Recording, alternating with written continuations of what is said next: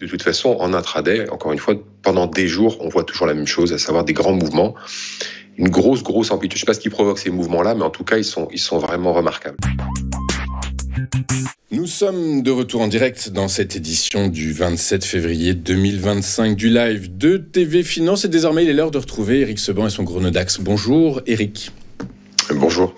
Merci d'être avec nous ce matin, Éric. Éric Seban, vous êtes trader formateur et coach. Vous dirigez également le réseau de traders indépendants Strafi. Avec nous pour nous expliquer comment le DAX peut évoluer au cours des prochaines séances. Et sans rien dévoiler, c'est pas forcément très clair. C'est pas très clair. Alors c'est que j'ai mal fait mon graphique.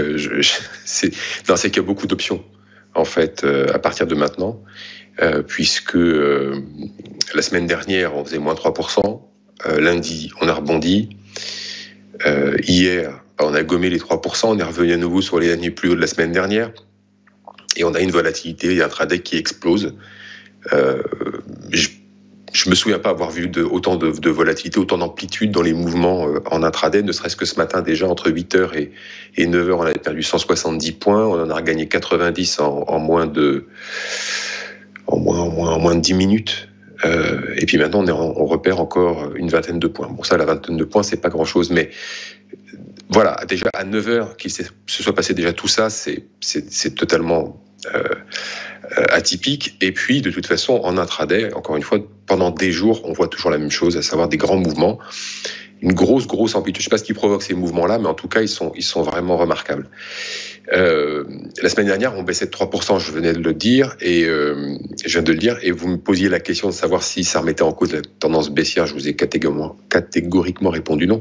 Et en effet, on voit bien que il n'y avait pas les conditions pour que ça puisse baisser. C'était qu'une respiration. Et puis finalement, maintenant, on revient en double top, puisque hier, on est revenu en double top. Est-ce qu'aujourd'hui, on va aller chercher le double appui ? C'est un scénario que j'ai mis justement avec toutes les flèches. Et puis ensuite, tout ce qui peut se passer autour de ce scénario principal qui pourrait être donc le début d'un range sur ce point haut. 22 300, 23 000, voilà la grande zone, on va prendre ça comme ça, 22 900 pour être précis plutôt que 23 000. Et puis après, soit on sort par le haut, soit on reste dans la zone, soit on descend un cran plus bas, mais comme la semaine dernière, je vous dis les mêmes choses, c'est-à-dire que les conditions ne sont pas réunies pour qu'on baisse davantage. En tout cas, le contexte est identique à la semaine dernière, donc maintenant, il va falloir un déclencheur. Et tant qu'on n'aura pas de déclencheur, il ne faut pas compter sur une baisse importante. Le déclencheur, ça pourrait être macro, ça pourrait être géopolitique, enfin tout ce qu'on veut. On a l'embarras du choix aujourd'hui pour avoir des déclencheurs. Après, déclencheur d'une baisse ne veut pas dire relais baissier. Vendredi, on a déclenché un signal de baisse, un signal technique de baisse. Bon, comme les précédents mouvements, comme les précédents déclenchements de signaux techniques de baisse, je vous avais dit, il ne faut rien en attendre. Là, on a vu, c'était vendredi, et depuis, on est remonté au point haut.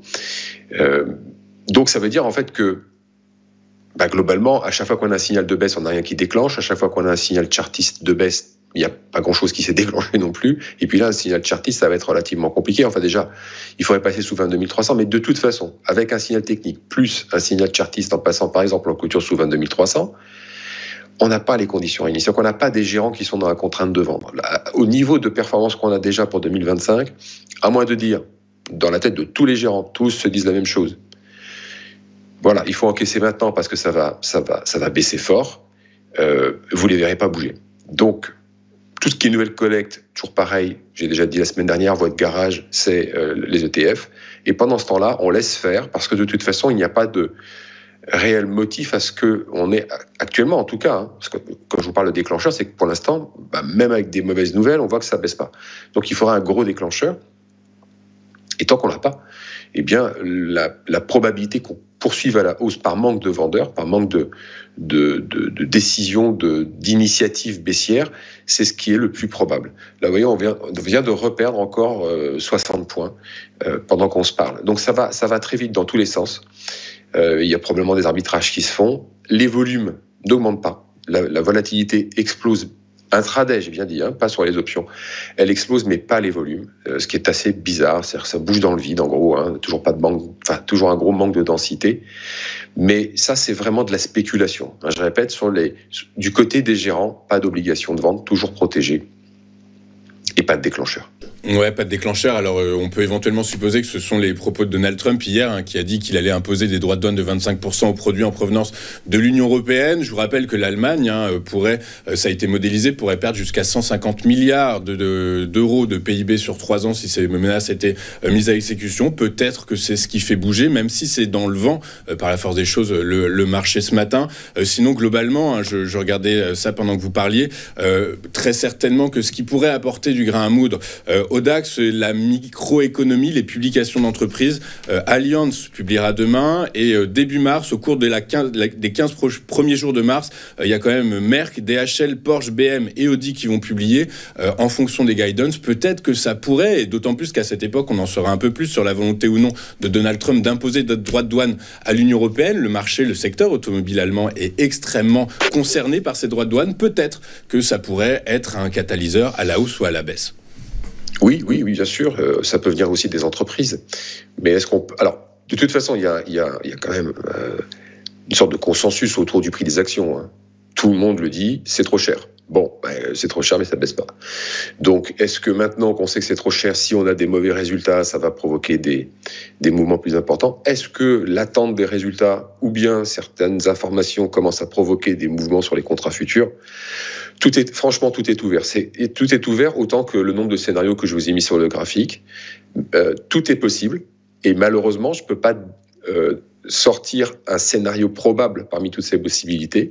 Parce qu'en effet, on n'a pas suffisamment de repères pour pouvoir le faire, tant sur le plan macro-géopolitique. Tout change très très vite. Il n'en reste pas moins que je privilégie un seul scénario qui me semble être le plus probable. Mais encore, c'est le plus probable, c'est au royaume des aveugles, le borgne roi, hein, vous connaissez l'expression, donc c'est vraiment avec des pointillés que je vous dis ça. Je pense que le double appui sur 22-300 et un début de zone de latéralisation dans ce range, le déclenchement d'un range, la mise en place d'un range est le plus probable.